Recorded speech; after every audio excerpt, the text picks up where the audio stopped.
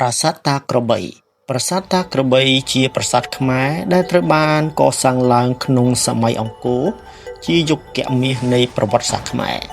រមណីយដ្ឋានសាសនានៅសតវត្សទី11នេះត្រូវបានសាងសង់ឡើងក្នុងគោលបំណងដើម្បីឧទ្ទិសដល់ព្រះសិវៈហើយបានក្លាយជាកន្លែងទាក់ទាញទេសចរក្នុងប្រទេសកម្ពុជាប្រាសាទតាក្របីមានទីសក្ការៈកណ្ដាលតែមួយដែលមានព្រះសិវលិង្គមួយឈ្មោះថាស្វយភូដែលមានន័យថាលិង្គ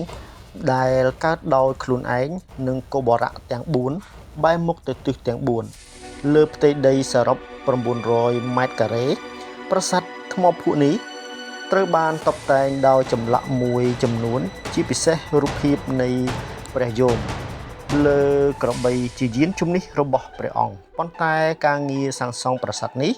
មិនទាន់បានបញ្ចប់នៅឡើយដោយសារផ្ទៃខាងក្រៅនៃប្រាង្គកណ្ដាលភាគច្រើនមិនមានចម្លាក់ទេតាមរចនាបថស្ថាបត្យកម្មប្រាសាទនេះត្រូវបានសាងសង់ឡើងក្នុងសតវត្សទី12ឬទី13តាមរចនាបថបាយ័នប៉ុន្តែគេជឿថាវាបានចាប់ផ្ដើមសាងសង់នៅសតវត្សទី11សប្តាហ៍ថ្ងៃនេះប្រាសាទត្រូវបានហ៊ុមព័ទ្ធដោយព្រៃនៃភ្នំដងរែក